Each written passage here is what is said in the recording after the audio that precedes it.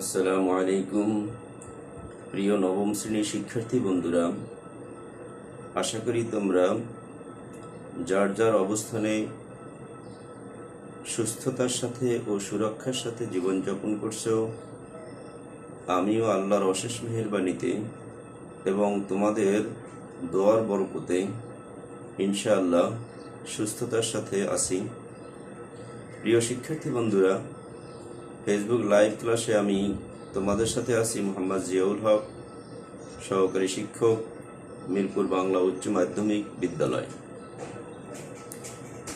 প্রিয় শিক্ষার্থী বন্ধুরা, নবম শ্রেণীর আবশ্যিক গ্রুপে এখন পর্যন্ত তোমরা যারা যোগদান করনি, দ্রুততার সাথে এই গ্রুপে যোগদান করো এবং তোমরা খাতা, কলম এবং অন্যান্য প্রয়োজনীয় সামগ্রী নিয়ে তোমরা উপস্থিত হও এবং আমার গুরুত্বপূর্ণ আলোচনা শোনো, মনোযোগ সহকারে শ্রবণ করো এবং প্রয়োজনীয় তথ্য ও উপাত্তগুলো তোমরা খাতায় লিখে নাও। প্রিয় বন্ধুরা, তোমরা আমার কথা ভালোভাবে শুনতে পাচ্ছ কিনা, কোনো সাউন্ড সমস্যা আছে কিনা তোমরা একটু কমেন্ট বক্সে কমেন্টস করে জানিয়ে দাও, তাহলে আমি আমার মূল আলোচনায় চলে যেতে পারি, মূল পাঠে আমি চলে যেতে পারি। হ্যাঁ প্রিয় শিক্ষার্থী বন্ধুরা, তাহলে তোমাদের কোনো সমস্যা হচ্ছে না, আমি মূল আলোচনায় চলে যাই। তোমাদের দ্বিতীয় টিউটোরিয়াল পরীক্ষার সিলেবাসের উপরে আমি তৃতীয় অধ্যায় থেকে একটি গুরুত্বপূর্ণ পাঠ পর্যালোচনা করব, আলোচনা করব।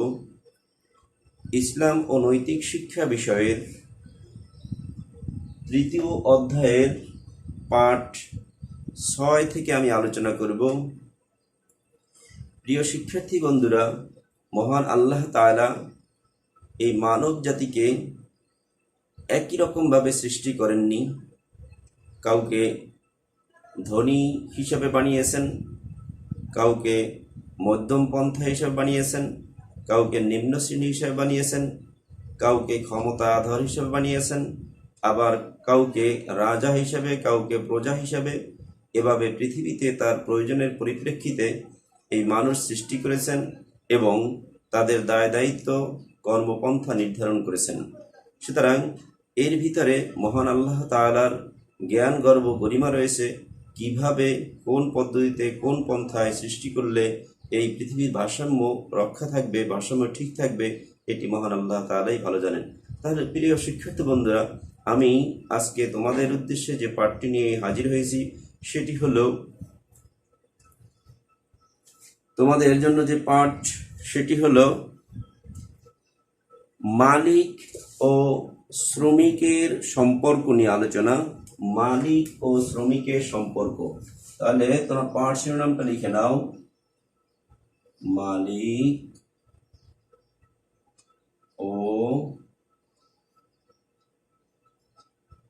শ্রমিকের সম্পর্ক।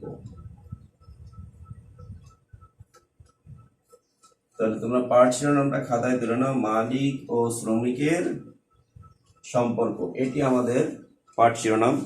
এখন প্রিয় শিক্ষার্থী বন্ধুরা, এই পাঠ শেষে, এই পাঠ পর্যালোচনা শেষে আমরা কি জ্ঞান অর্জন করতে পারবো, এখান থেকে আমরা কি শিক্ষা গ্রহণ করতে পারবো সেই বিষয়ে আমরা একটু জেনে নেই। তাহলে তোমরা খাতায় এই শিখন ফলটা একটু লিখে নাও, আমরা আজকে এখান থেকে কি শিখতে পারবো। আজকের পাঠের শিখন ফল,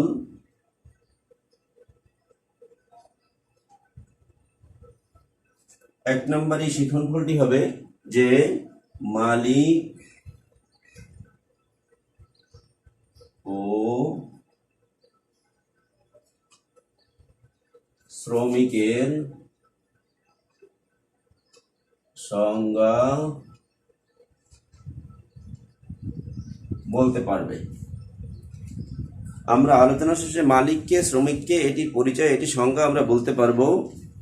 দ্বিতীয় নম্বর শিখন ফল হলো শ্রমের প্রকারভেদ লিখতে পারবে। শ্রমের প্রকারভেদ, শ্রম কত প্রকার হতে পারে, কি কি, সেটি আমরা লিখতে পারবো এখান থেকে। এরপরে শিক্ষণফল হলো মালিক ও শ্রমিকের সম্পর্ক ব্যাখ্যা করতে পারবে।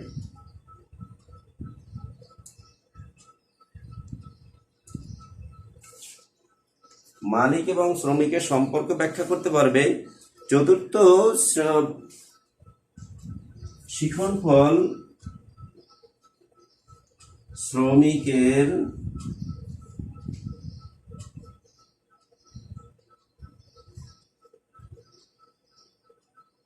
শ্রমিকের অসন্তোষ দূরীকরণে, শ্রমিকের মধ্যে যদি কোনো অসন্তোষ থাকে সেটি দূরীকরণে, শ্রমিকের অসন্তোষ দূরীকরণে মালিকের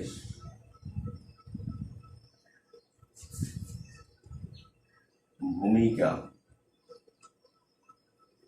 বিশ্লেষণ করতে পারবে।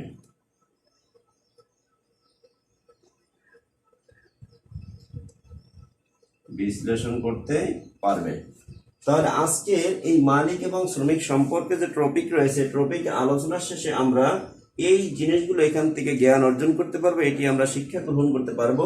এটা কি মালিক ও শ্রমিকের সংজ্ঞা বলতে পারবে, শ্রমের প্রকারভেদ লিখতে পারবে, মালিক ও শ্রমিকের সম্পর্ক ব্যাখ্যা করতে পারবে, এবং শ্রমিকের অসন্তোষ দূরীকরণে মালিকের যে কি করণীয় বা মালিক কি ভূমিকা পালন করতে পারে সেটি এখান থেকে ব্যাখ্যা করতে পারবে।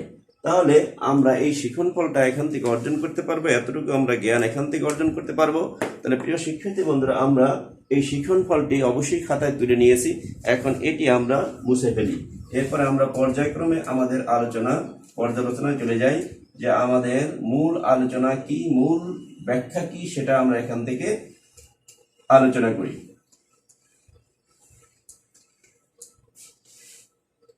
প্রথমে যে ছিল আমাদের শিক্ষণফলটি ছিল মালিক ও শ্রমিকের সংজ্ঞা বলতে পারবে, পরিচয় বলতে পারবে। মালিক এবং শ্রমিককে, এটির পরিচয় আমরা এখান থেকে বলতে পারবো। তো শ্রমিক, প্রথমত আমরা শ্রমিক নিয়ে আলোচনা করি। শ্রমিকের যে সংজ্ঞাটা কি, শ্রমিকের পরিচয় কি, এটি নিয়ে আমরা আলোচনা করি।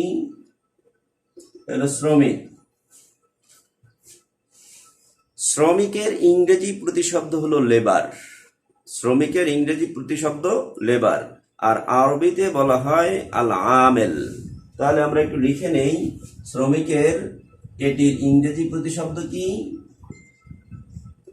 ইংরেজি প্রতিশব্দ হইল লেবার, আর আরবিতে কি বলে,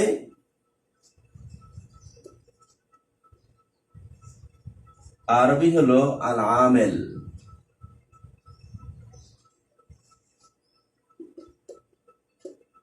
আল আমেল বাংলায় লিখে নিই আমরা আল আমেল। তাহলে শ্রমিকের ইংরেজি প্রতিশব্দ হলো লেবার, আর আরবিতে এটিকে বলা হয় কি, আল আমেল, কর্মচারী বা শ্রমিক। এখন এই শ্রমিক কাকে বলে? সাধারণ অর্থে যারা পরিশ্রম করেন, সাধারণত মানে মূল একবারে সিম্পলি আমরা বলতে পারি, সাধারণ অর্থে যারা পরিশ্রম করে তাদেরকেই শ্রমিক বলে। এটি হলো সাধারণ। আর ব্যাপক অর্থে যদি আমরা চিন্তা করি, প্রচলিত অর্থে যদি চিন্তা করি, তাহলে সমাজ বা রাষ্ট্রে, সমাজের মধ্যে হতে পারে, পরিবারের মধ্যে হতে পারে, বা রাষ্ট্রের মধ্যে, তাহলে সমাজ বা রাষ্ট্রে যারা অন্যের অধীনে অর্থের বিনিময়ে, সমাজ, ভালোভাবে খেয়াল করো, সমাজ বা রাষ্ট্রে অন্যের অধীনে অর্থের বিনিময়ে পরিশ্রম করে যে অর্থ উপার্জন করে তাদেরকে বলা হয় শ্রমিক।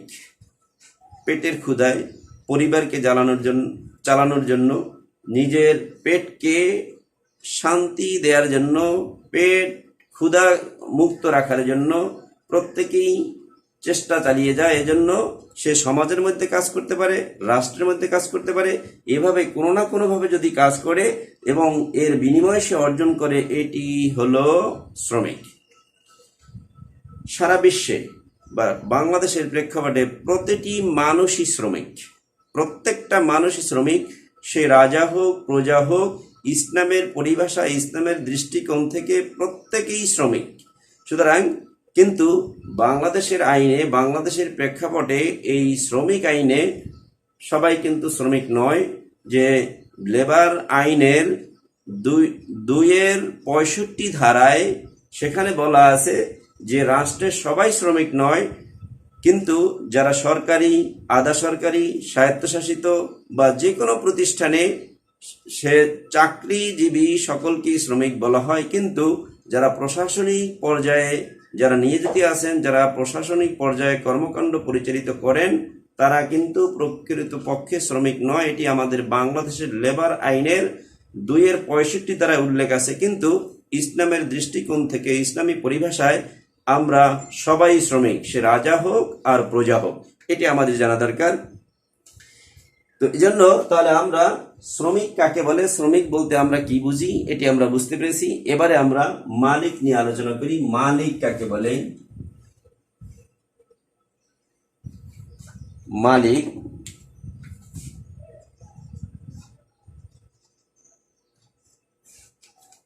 মালিক কাকে বলে? মালিক হলো শ্রমিকের অপোজিট, যারা এই শ্রমিকদেরকে বিভিন্ন কাজে নিয়োগ করেন। যারা এই শ্রমিকদেরকে বিভিন্ন কাজে নিয়োগ প্রদান করেন এবং নিয়োগ শেষে তাদেরকে যথাযথ পারিশ্রমিক বা মজুরি দিয়ে বা বেতন প্রদান করেন, তাদেরকে বলা হয় মালিক। তার মানে শ্রমিকরা যার অধীনে কাজ করবে তাকে বলা হয় মালিক। সে ব্যক্তি হতে পারে, সে কোনো প্রতিষ্ঠান হতে পারে, সে কোনো সরকারি সংস্থা হতে পারে, যেভাবেই হোক না কেন, যদি ব্যবসায় প্রতিষ্ঠান হতে পারে, ব্যবসায়ের কোনো মালিক হতে পারে, যে সেক্টরই হোক না কেন, এটি হলো মালিক। অর্থাৎ এই শ্রমিকদেরকে যারা নিয়োজিত করে, যারা পরিচালিত করে, তাদেরকে বলা হয় মালিক। তাহলে আমরা সংক্ষিপ্তভাবে এটি আমরা বুঝতে পেরেছি। মূল কথা হলো শ্রমিক এবং মালিক, এই বিষয়টা আমরা বুঝতে পেরেছি। এবারে আমরা দ্বিতীয় যে আমাদের শিখন ফলটি ছিল, সেখানে আমাদের ছিল কি, যে শ্রমের প্রকারভেদ। সেখানে আমাদের শ্রমের প্রকারভেদটি আমরা আলোচনা করি। শ্রমের প্রকারভেদ,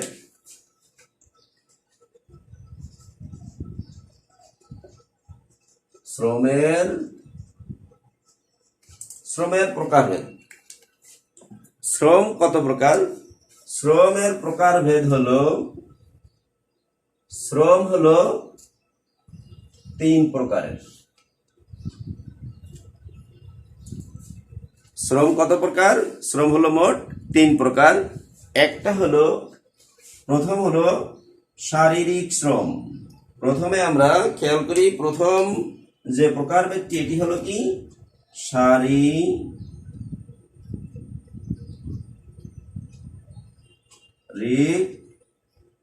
প্রথমটি হলো শারীরিক শ্রম। দ্বিতীয়টি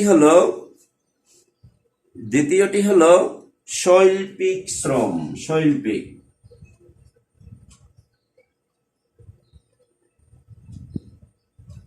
শৈল্পিক শ্রম। তৃতীয়টি হলো বুদ্ধিবৃত্তিক শ্রম। বুদ্ধিবৃত্তিক শ্রম। তাহলে শ্রম কত প্রকার? শ্রম হলো মোট 3 প্রকার। এই শ্রম 3 প্রকার, এর মধ্যে প্রথম হলো শারীরিক শ্রম, দ্বিতীয় হলো শৈল্পিক শ্রম, তৃতীয় হলো বুদ্ধিবৃত্তিক শ্রম। এখন এই শারীরিক শ্রম কি? শারীরিক শ্রমের অধীনে আসবে, যেমন যদি আমরা একটা উদাহরণ দেই, যে দিন মজুর। এই দিন মজুর, এটি হলো শারীরিক শ্রম। এই দিন মজুরদের ক্ষেত্রে, শারীরিক শ্রমের ক্ষেত্রে দিন মজুর হিসাবে, মজুরি বা শ্রমিক হিসাবে তাদের কিন্তু কোনো পুঁজি প্রয়োজন হয় না। পুঁজি ছাড়াই শারীরিক শ্রম দিয়ে দৈনিক যে টাকা উপার্জন করে এটি হলো শারীরিক শ্রমের আওতায়। সেই দিনমজুর বিভিন্ন রকম হতে পারে, রিক্সাওয়ালা হতে পারে, মাঠে ঘাটে যারা কাজ করে কৃষক শ্রেণী হতে পারে, বা ব্যবসায়ের যারা কর্মচারী হিসেবে কাজ করে তারা হতে পারে। অর্থাৎ দিন মজুরি হিসেবে যারা কাজ করে এদেরকে বলা হয় শারীরিক শ্রমের আওতায় আসবে। দ্বিতীয় যে শ্রমটা হলো সেটি হলো শৈল্পিক শ্রম। সেই শৈল্পিক শ্রম হলো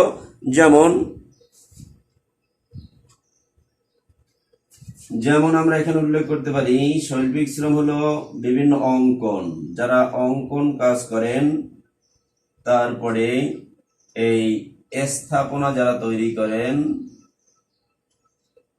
স্থাপনা, অঙ্কন, স্থাপনা অথবা হস্তশিল্প,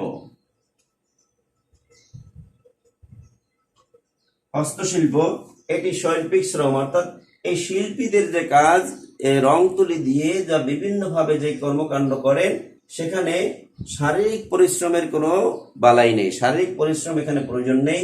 এই শৈল্পিক শ্রম এখানে অঙ্কন কাজ, স্থাপনা এবং হস্তশিল্প, এই জাতীয় কুটির শিল্প জাতীয় যা আছে, যে হাতে কলমে যে কাজগুলো করেন, এটি হলো শৈল্পিক শ্রমের প্রকারভেদের আওতায় আসবে।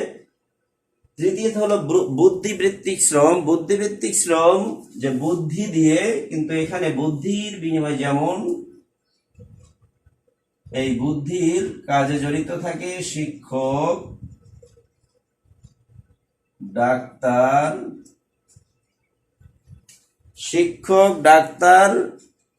আইন পেশা,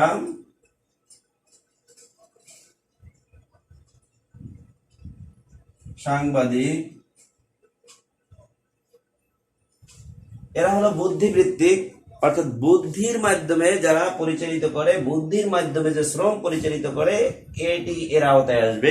তাহলে আমরা শ্রমের প্রকারভেদ কয় প্রকার পেয়েছি? 3 প্রকার। এক হলো শারীরিক শ্রম, কারা এর আওতায় আসবে বললাম। শৈল্পিক শ্রম, এর আওতায় কারা কারা।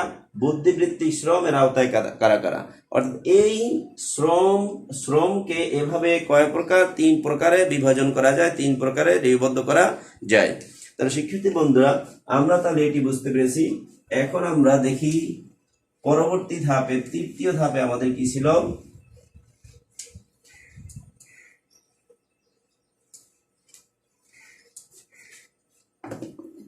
তৃতীয় ধাপে আমাদের ছিল মালিক শ্রমিক সম্পর্ক। এই পাঠ শিরোনাম যেটি লেখা আছে, পাঠ শিরোনামটার আলোকেই একটি প্রশ্ন হলো মালিক ও শ্রমিকের সম্পর্ক। মালিক ও শ্রমিকের সম্পর্ক।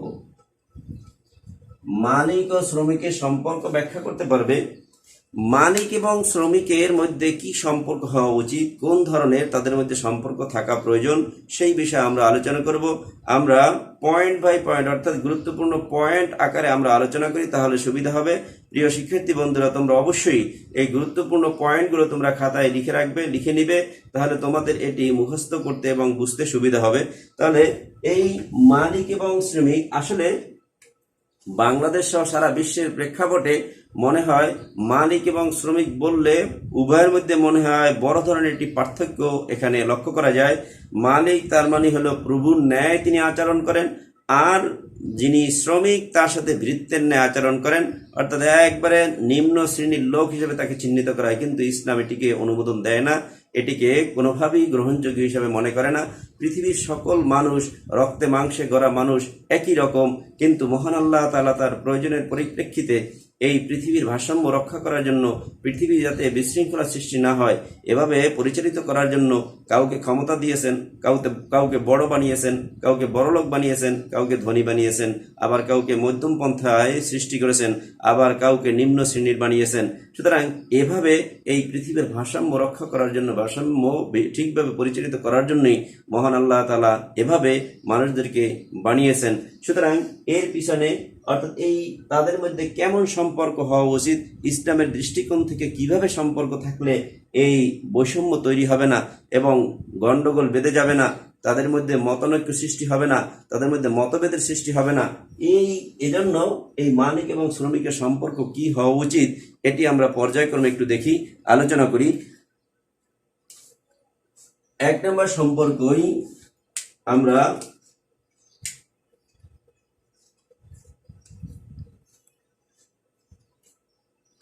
শ্রম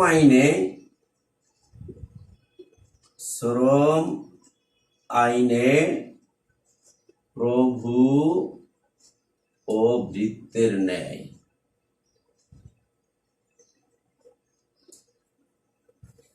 মালিক এবং শ্রমিকের সম্পর্ক যে বাংলাদেশের প্রেক্ষাপটে যে শ্রম আইন রয়েছে এবং সারা বিশ্বের প্রেক্ষাপটে যে শ্রম আইন রয়েছে, লেবার আইন রয়েছে, সেই লেবার আইনে দেখা যায় যে তাদের সম্পর্ক হলো প্রভু এবং ভৃত্যের ন্যায়। অর্থাৎ মালিক শ্রেণী এমন ভাবে তাদেরকে মানে ক্ষমতা এবং এমন ভাবে তাদেরকে মর্যাদা দেওয়া হয়েছে, মনে হয় তারা প্রভু। আর আর শ্রমিকরা হলো ভৃত্য, একদম নিম্ন শ্রেণী। তাদের মধ্যে এই ক্ষেত্রে শ্রম আইনে বিশাল তফাৎ পরিলক্ষিত হয়, কিন্তু ইসলাম এটিকে অনুমোদন দেয় না। তো দ্বিতীয়ত সম্পর্ক কেমন হবে?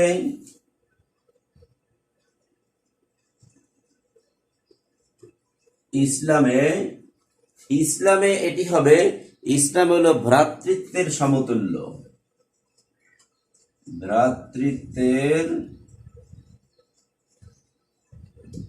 ভ্রাতৃত্বের সমতুল্য। ভ্রাতৃত্ব দ্বারা আমরা কি বুঝি? ভাইয়ে ভাইয়ে যেমন সম্পর্ক, সহোদর ভাইয়ে যেমন সম্পর্ক, আপন ভাই। সহোদর ভাই মানে হলো আপন ভাই, একই মায়ের পেটের সন্তান, একই মায়ের সন্তান। অর্থাৎ যার সহোদর ভাই, যার মা এবং বাপ একই, এর ভিতরে কোনো অভিন্নতা নেই, এই ভাইয়ে ভাইয়ে যেমন সম্পর্ক, ঠিক তদ্রূপভাবে এই মালিক এবং শ্রমিক উভয়ের মধ্যে এরকম সহোদর ভাই এবং আপন ভাইয়ের যে সম্পর্ক, ঠিক তদ্রূপ সম্পর্ক হওয়া উচিত। এর ব্যতিক্রম হলেই সেখানে সমস্যা সৃষ্টি হবে। সুতরাং এই লেবার আইন অনুযায়ী যদি চলে, এভাবে সম্পর্ক যদি তৈরি হয়, তাহলে বৈষম্য থেকেই যাবে। এজন্য ইসলামের দৃষ্টিকোণ থেকে এই সম্পর্ক হওয়া উচিত ভ্রাতৃত্বের ন্যায়। ভাইয়ে ভাইয়ে যেমন সম্পর্ক, এক ভাই বিপদে পড়লে যেমন আরেক ভাই দৌড়িয়ে যায় তার সমস্যা সমাধানের জন্য, ঠিক তদ্রূপভাবে শ্রমিক বিপদে পড়লে মালিক দৌড়িয়ে যাবে, মালিক বিপদে পড়লে শ্রমিক দৌড়িয়ে যাবে, একে অপরের পরিপূরক হিসেবে এটি কাজ করবে। এটি হলো ইসলামে এই ভ্রাতৃত্বের সমতুল্য হতে হবে তাদের সম্পর্কটি। এর ব্যতিক্রম হলেই সমস্যা সৃষ্টি হবে। তৃতীয় নম্বরে আমরা বলতে পারি আর সম্পর্ক হলো মালিক ও শ্রমিকের সমতা বিধান। উভয়ের মধ্যে সমতা বিধান থাকবে। সেই সমতা বিধান কিরকম? তার অধিকারের ক্ষেত্রে, তার আচরণের ক্ষেত্রে, তার পাওনা প্রদানের ক্ষেত্রে, সকল ক্ষেত্রেই সমতা বিধান।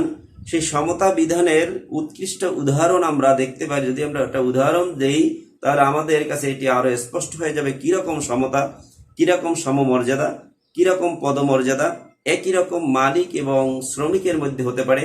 আমরা যদি লক্ষ্য করি যে ইসলামের দ্বিতীয় খলিফা অত্যন্ত ক্ষমতাধর, অত্যন্ত ন্যায়পরায়ণ, অত্যন্ত রাগান্বিত, অত্যন্ত শক্তিশালী সেই ইসলামের দ্বিতীয় খলিফা যিনি ছিলেন হযরত ওমর রাদিয়াল্লাহু তাআলা আনহু, তিনি যখন জেরুজালেমে সফরে গিয়েছিলেন, সেই সফরের সময় তিনি যে ঘোড়া নিয়ে রওনা দিয়েছিলেন, সেই ঘোড়ার রশি বা লাগাম নিয়ে যে কর্মচারী ছিল এবং তিনি ঘোড়ার পিঠে সওয়ার হয়েছিলেন, সেই জেরুজালেম পর্যন্ত যে পথ, সেই পথটিকে তিনি সমান ভাগে ভাগ করে কতক্ষণ হযরত ওমর রাদিয়াল্লাহু তাআলা আনহু ঘোড়ার পিঠে সওয়ার হয়েছেন, আবার সেই কর্মচারী ঘোড়ার লাগাম টেনে নিয়ে গেছেন।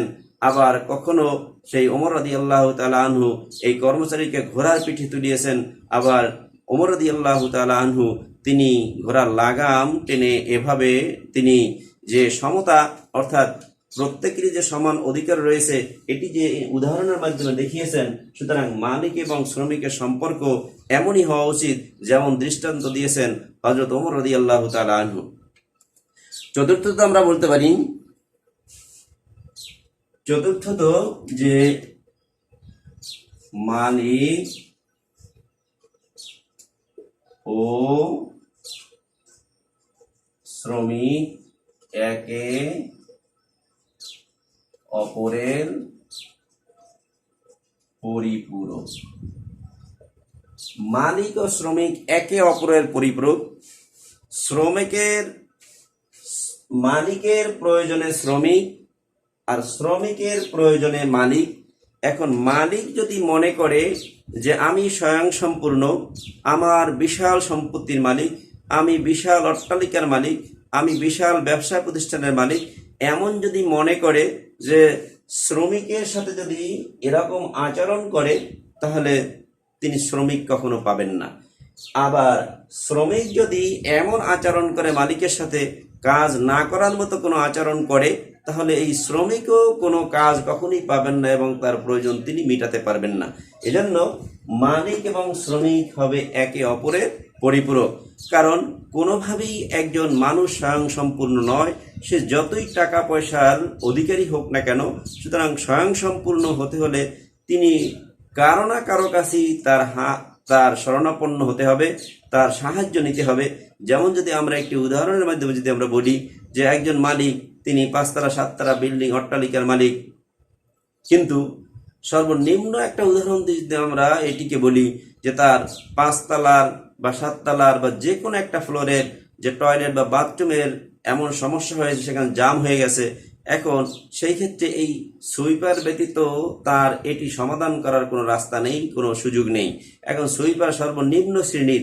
এখন সারা বাংলাদেশের বা ওই অঞ্চলের সকল সুইপাররা যদি স্ট্রাইক করে, তারা যদি ধর্মঘট করে যে কোনোভাবেই তারা এই কাজ করবেন না, তখন তার এই ফ্ল্যাট এই বিল্ডিংয়ে বসবাস করার আর কোনো সুযোগ থাকবে না।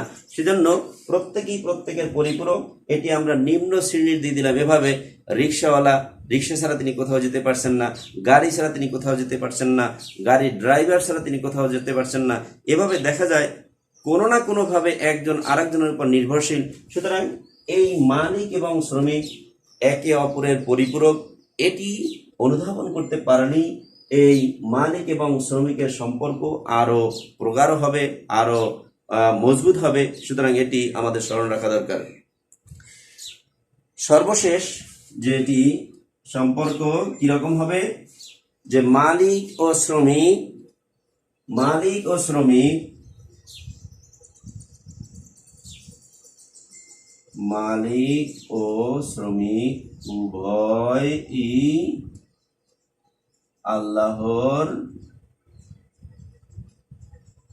উভয়ই আল্লাহর গোলাম। সম্পর্ক মালিক এবং শ্রমিক উভয়ই আল্লাহর গোলাম। আমরা সবাই আল্লাহর গোলাম। আমরা যদি একটু দেখি, মসজিদের ভিতরে 5 ওয়াক্ত নামাজে হোক অথবা জুমার নামাজে হোক, যে কোনো নামাজই হোক, ঈদের নামাজে হোক, কোরবানির নামাজে হোক, যে কোনো নামাজই, সে রাজা, প্রজা, মন্ত্রী বা আরো নিচের লেভেলে, সবাই একই কাতারে দাঁড়িয়ে, কাঁধে কাঁধ মিলিয়ে দাঁড়িয়ে তখন আমরা নামাজ পড়ি। তখন আমরা যে সবচেয়ে বড় শ্রেণীর, তারা এখানে দাঁড়াবে, আর এই নিম্ন শ্রেণীর এই কাতারে আর কেউ ঢুকতে পারবে না এমন নয়, বা উচ্চ শ্রেণীর এই কাতারে আর কেউ দাঁড়াতে পারবে না এমন নয়। সুতরাং দেখা যায় এখানে মালিক এবং শ্রমিক উভয়ই আমরা আল্লাহর গোলাম হিসাবে একই কাতারে দাঁড়িয়ে আমরা এই নামাজ আদায় করি, আমরা প্রার্থনা করি, আল্লাহ ইবাদত বন্দিগি করি। সুতরাং মালিক এবং শ্রমিকের সম্পর্ক হওয়া উচিত এমনই, যেমনিভাবে আমরা মহান আল্লাহ তাআলার দরবারে একত্রে কাঁধে কাঁধ মিলিয়ে ইবাদত বন্দিগি করি। এভাবেই এই মালিক এবং শ্রমিকের মধ্যে যদি সমন্বয় থাকে, তাদের মধ্যে সম্পর্ক স্থাপিত হয়, তাহলেই শান্তি বিরাজ করবে, অন্যথায় কোনোভাবেই শান্তি সম্ভব নয়। সুতরাং মালিক হিসাবে একদম নিজেকে বড়ত্ব বজায় রাখা, আবার শ্রমিককে একদম নিম্ন শ্রেণী হিসাবে ট্রিট করা, এটি যতক্ষণ পর্যন্ত দূরীভূত না হবে, এই মালিক এবং শ্রমিকদের মধ্যে ভ্রাতৃত্ব সুলভ ততক্ষণ পর্যন্ত সৃষ্টি হবে না।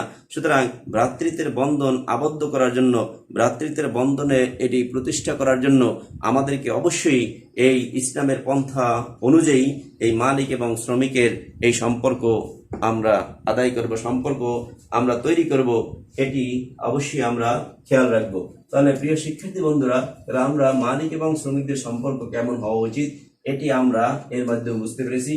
এখন আমরা সর্বশেষ যে শিখন ফলটি ছিল এটি নিয়ে আমরা আলোচনা করি। সর্বশেষ শিখন ফলটি আমাদের ছিল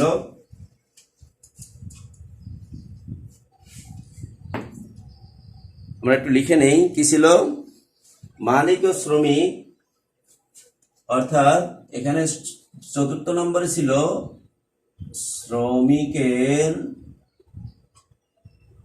অসন্তোষ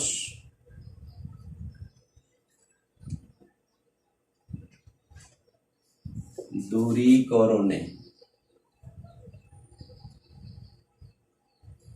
মালিকের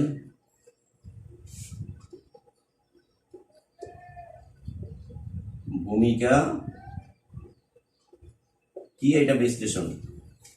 অর্থাৎ শিক্ষণফলটি ছিল আমাদের শ্রমিকের অসন্তোষ দূরীকরণে মালিকের কি ভূমিকা। প্রিয় শিক্ষার্থী বন্ধুরা, তোমরা প্রায় লক্ষ্য করো, প্রায় দেখো, টিভির ভিতরে দেখো, পত্রপত্রিকার মধ্যে দেখো, নেটের মাধ্যমে দেখো, তোমরা যে বাংলাদেশের প্রেক্ষাপটে আমরা চিন্তা করি, কখনো দেখা যায় গাজীপুর অঞ্চলে, কখনো আশুলিয়া, কখনো টঙ্গী, কখনো মিরপুর, বিভিন্ন অঞ্চলে এই যে গার্মেন্টস শ্রমিকদের মধ্যে যে অসন্তোষ, এই অসন্তোষের কারণে তারা রাস্তায় যে বিভিন্ন মিছিল সমাবেশ, তারা প্রতিবাদ, বিভিন্ন রকম আন্দোলন সংগ্রাম চালায়, এর পিছনেই হলো মালিক এবং শ্রমিকদের মধ্যে যে একটি অসন্তোষ। সেই অসন্তোষ দূরীভূত করার জন্য যে আমরা কি ভূমিকা পালন করতে পারি, অথবা এই কি ভূমিকা নেওয়া যায়, এটি আমরা একটু পর্যালোচনা করি। আল্লাহ তাআলা এটি যদি নিরাময় করতে হয়, তাহলে প্রথমই কাজ হবে মহান আল্লাহ ও মহানবী সাল্লাল্লাহু আলাইহি ওয়াসাল্লাম এর নির্দেশনা অনুসরণ। মহান আল্লাহ তাআলা পবিত্র কোরআনের মধ্যে যে বলছেন, মহান আল্লাহ তাআলা পবিত্র কোরআনে যে কথাটি বলছেন সেটি হলো ওয়াবিল ওয়ালিদাইনি ইহসানা, ওয়াবিল ওয়ালিদাইনি ইহসানা ওয়াবিদিল কুরবা ওয়াল মাসাকিনি ওয়াল জারিল কুরবা ওয়াল জারিল জুনুব ওয়াসসাহিবি বিল জামবি ওয়াবিনিস সাবিলি ওয়ামা মালাকাত আইমানুকুম। এখানে বলছেন যে তোমরা পিতামাতার সাথে কেমন ব্যবহার করো, উত্তম সুন্দর ব্যবহার করো। ওয়াবিদিল কুরবা, আর নিকটতম আত্মীয়ের সাথে তোমরা সুন্দর ব্যবহার করো। ওয়াল মাসাকিনা, যারা মিসকিন রয়েছে তাদের সাথেও ভালো আচরণ করো। ওয়াল জারিল কুরবা, নিকটতম প্রতিবেশী যারা আছে তাদের সাথে। ওয়াল জারিল জুনুব, এবং দূরবর্তী প্রতিবেশী আছে তাদের সাথে তোমরা ভালো আচরণ করো। ওয়াসসাহিবি বিল জামবে, এই যে ওয়াসসাহিবি বিল জামবে এখানেই হলো শ্রমিক। সাহিবি বিল জামবে, এখানে শ্রমিকের প্রতি ইঙ্গিত দেওয়া হয়েছে। এই শ্রমিকদের সাথে তোমরা আচরণ করবে কেমন, উত্তম আচরণ। এই মহান আল্লাহ তাআলার যে নির্দেশনা, এই মহান আল্লাহ তাআলার নির্দেশনা আমাদেরকে পালন করতে হবে, তাদের সাথে আচরণ করতে হবে কি, উত্তম। মালিক এবং শ্রমিক সম্পর্কে মহানবীর যে নির্দেশনা সেটি পালন করতে হবে। সেই নির্দেশনার ক্ষেত্রে হযরত আনাস রাদিয়াল্লাহু তাআলা আনহু একটি উত্তম দৃষ্টান্ত উপস্থাপন করেছেন। তিনি বলছেন যে মহানবী হযরত মুহাম্মদ সাল্লাল্লাহু আলাইহি ওয়াসাল্লাম এর অধীনে আমি 10টি বছর তার শ্রমিক হিসাবে আমি কাজ করেছি, শ্রমিক হিসাবে আমি তার দেখাশোনা করেছি, কিন্তু কোনোদিনই মহানবী হযরত মুহাম্মদ সাল্লাল্লাহু আলাইহি ওয়াসাল্লাম আমাকে বলেননি এটা কেন করেছো, এটা কেন করনি। অর্থাৎ এই কেন বলে কখনই আমাকে প্রশ্ন করেনি। হযরত মালিক এবং শ্রমিক সম্পর্কে যে আনাস রাদিয়াল্লাহু তাআলা আনহু যে এই 10টি বছর যেই কাজটি করেছেন, তিনি যে শব্দটি বলেননি, অর্থাৎ এই আনাস রাদিয়াল্লাহু তাআলা আনহুর কর্মকাণ্ডে হযরত মুহাম্মদ সাল্লাল্লাহু আলাইহি ওয়াসাল্লাম সামান্যতম মনে কোনো আঘাত পাননি, কষ্ট পাননি। তার মানে এটি ভালো হয়নি, এটি হয়নি, এটি ঠিক হয়নি, অর্থাৎ এটি কেন করেছে, এটি কেন করনি, এমন কোনো প্রশ্ন তিনি উত্থাপন করেননি।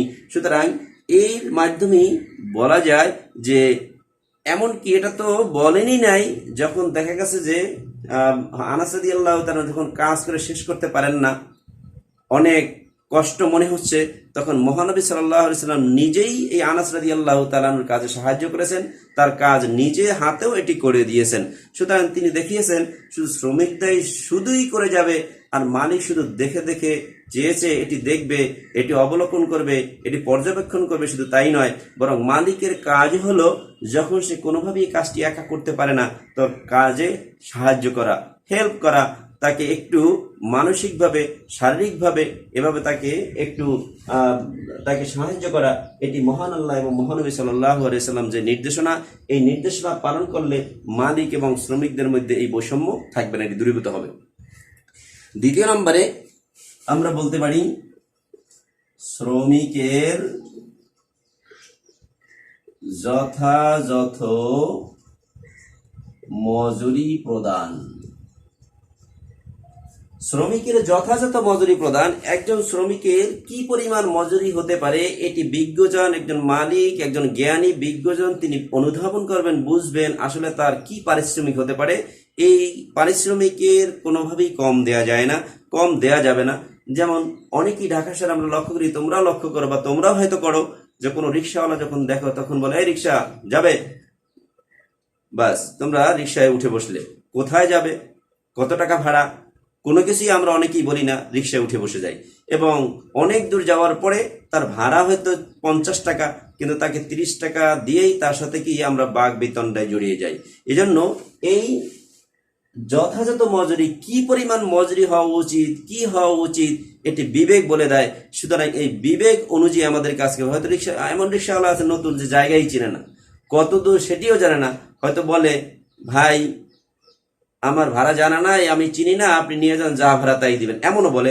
সুতরাং এই জন্য এই যথাযথ মজুরিটি প্রদান, এখানে তার বিবেক বলে দেয়, বা আমাদের যাওয়া আসা আছে কি পরিমাণ ভাড়া, এর চেয়ে কোনোভাবেই তাকে ঠকানোর চেষ্টা করব না। সুতরাং তাহলেই তার মধ্যে অসন্তোষ তৈরি হবে, এজন্য এই যথাযথ মজুরিটি দিতে হবে। তৃতীয় নম্বরে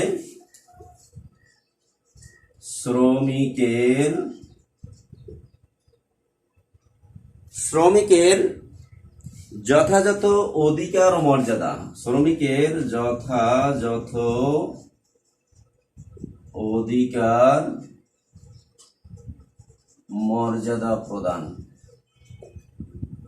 শ্রমিক একজন আমাদের ন্যায়, মালিকের ন্যায় একজন মানুষ, আমাদের ন্যায় একজন মানুষ, সুতরাং তারও মর্যাদা আছে, তিনিও রক্তে মাংসের একজন মানুষ, তার স্বাদ আহ্লাদ আছে, তার যেই অধিকার সে অধিকারটুকু তাকে দিতে হবে এবং তার মর্যাদাটাও তাকে দিতে হবে।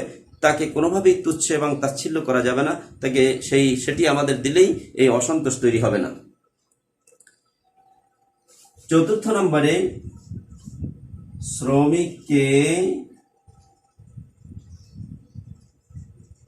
ক্ষমা করার প্রবণতা। শ্রমিককে ক্ষমা করার প্রবণতা এটি থাকতে হবে। শ্রমিক ভুল করতেই পারে, শ্রমিক জেনে ভুল করতে পারে, না জেনেও ভুল করতে পারে। সুতরাং যেভাবেই ভুল করুক না কেন, এই মালিকের কাজ হবে শ্রমিককে ক্ষমা করে দেয়া। এই ক্ষমা করার ক্ষেত্রে মহানবী সাল্লাল্লাহু আলাইহি ওয়াসাল্লামকে একবার বিদা হজের সময় জিজ্ঞেস করা হয়েছিল, প্রশ্ন করা হয়েছিল, হে নবী, একজন শ্রমিককে কতবার ক্ষমা করা যায়? তিনি মহানবী হযরত মুহাম্মদ সাল্লাল্লাহু আলাইহি ওয়াসাল্লাম স্পষ্ট ভাষায় তিনি বললেন যে একজন শ্রমিককে দৈনিক 70 বার ক্ষমা করা যায়, প্রত্যেক দিন 70 বার ক্ষমা করা যায়। এর দ্বারা তিনি এই সংখ্যাকে এত বড় সংখ্যা বুঝিয়ে দিয়েছেন যে শ্রমিককে ক্ষমাই করা যায়। কারণ একজন শ্রমিক কোনোভাবেই এই একদিনে, অর্থাৎ এই সারাদিন কাজের মধ্যে 70টা ভুল করতে পারে না, 2-1টা ভুল করতে পারে, কিন্তু এই বড় ধরনের একটা সংখ্যা দ্বারা বুঝিয়ে দিয়েছেন তাকে অবশ্যই ক্ষমা করতে হবে। সুতরাং এই সংখ্যা দ্বারা 70 বার তিনি ক্ষমা ভুল করবেন না, কিন্তু এই 70 দ্বারা মহানবী হযরত মুহাম্মদ সাল্লাল্লাহু আলাইহি ওয়াসাল্লাম এই ক্ষমা করার গুরুত্বের দিকে ইঙ্গিত করেছেন। এই জন্য শ্রমিককে ক্ষমাই করতে হবে। পঞ্চম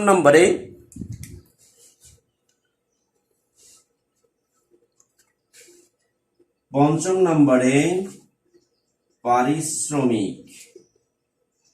পারিশ্রমিক প্রদানে ইসলামের বিধান অনুসরণ।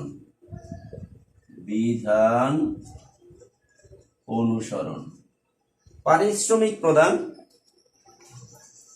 এই পারিশ্রমিক যখন তার শ্রম শেষ হয়ে যাবে, শ্রম শেষ হওয়ার সাথে সাথেই তার পারিশ্রমিকটা দিয়ে দেয়া, সেই ক্ষেত্রে মহানবী হযরত মুহাম্মদ সাল্লাল্লাহু আলাইহি ওয়াসাল্লাম বলছেন যে আতাল আজিরা আজরাহু ক্বাবলা আন ইউজিফা আরাকাহু।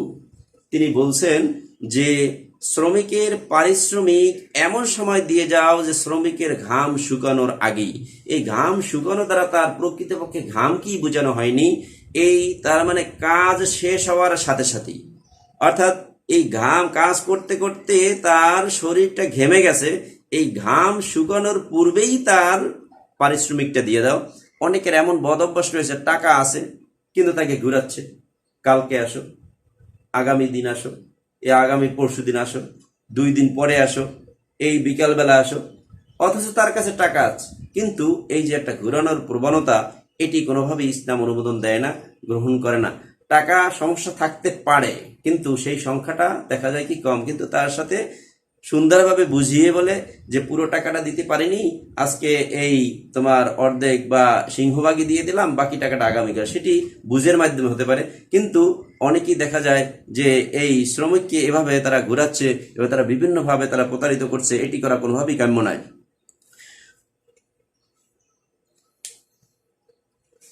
6 নম্বরে সামর্থ্য ও সাধ্যের বাহিরে কাজ না দেয়া।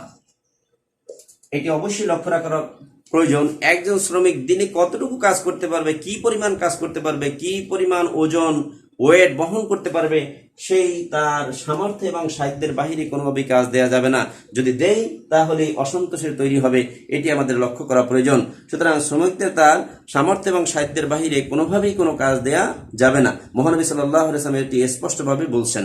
সর্বশেষ আমরা বলতে পারি 7 নম্বর, পারিশ্রমিক নির্ধারণ না করে কাজে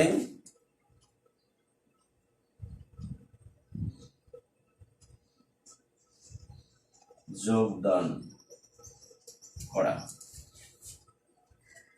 মালিকের প্রথম কাজই হবে, আমি যে শ্রমিককে নিয়োগ করব তার পারিশ্রমিক নির্ধারণ করে নেয়া। সেটি ডেইলি বেসিস হলে ডেইলি নির্ধারণ, যদি মান্থলি হয় মান্থলি তাকে নির্ধারণ। সুতরাং নির্ধারণ করার পূর্বে কোনোভাবেই কোনো শ্রমিককে নেওয়া যাবে না। আর শ্রমিকেরও এমন কাজে যোগদান করা ঠিক হবে না যে আগেই পারিশ্রমিক নির্ধারণ, আগেই সমস্যার সমাধান, পরে এ নিয়ে সমস্যা আরো সৃষ্টি হবে। এজন্য পারিশ্রমিক নির্ধারণ করে না করে যদি আমরা এই শ্রমিক নিয়োগ করি তাহলে সেই ক্ষেত্রে সমস্যা সৃষ্টি হবে। মহানবী হযরত মুহাম্মদ সাল্লাল্লাহু আলাইহি ওয়াসাল্লাম স্পষ্টভাবে বলছেন, মজুরের পারিশ্রমিক নির্ধারণ না করে তাকে কাজে নিয়োগ করো না। স্পষ্টভাবে তিনি বলছেন যে মজুরের পারিশ্রমিক নির্ধারণ না করে কোনোভাবেই তাকে কাজে নিও না। প্রিয় শিক্ষার্থী বন্ধুরা, এই পয়েন্টগুলো অর্থাৎ এই জিনিসগুলো যদি আমরা একটু খেয়াল করি, যদি লক্ষ্য করি, তাহলে মালিক এবং শ্রমিকদের মধ্যে এই অসন্তোষ তৈরি হবে না, বরং দূরীভূত হবে। তাহলে আমরা এটি বুঝতে পেরেছি। প্রিয় শিক্ষার্থী বন্ধুরা, তাহলে আমরা আজকে আর সামনে আগাবো না, আমাদের সময় শেষ পর্যায়ে। আমি আজকের পাঠ এখানেই শেষ করতে চাই।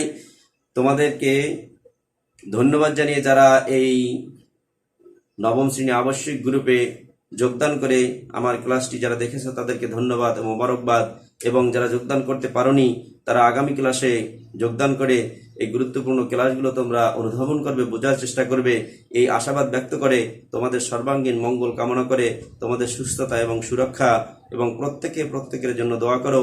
এবং এই করোনা মহামারীর মধ্যে তোমরা ইবাদত বন্দিগিতেও নিমগ্ন থাকো, 5 ওয়াক্ত নামাজ নিয়মিতভাবে পড়ো, কোরআন তেলাওয়াত করো, অন্যান্য ধর্মীয় যে দিক নির্দেশনা রয়েছে সেগুলো পালন করার চেষ্টা করো।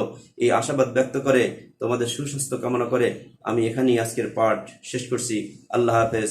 আসসালামু আলাইকুম ওয়া রাহমাতুল্লাহি ওয়া বারাকাতুহু।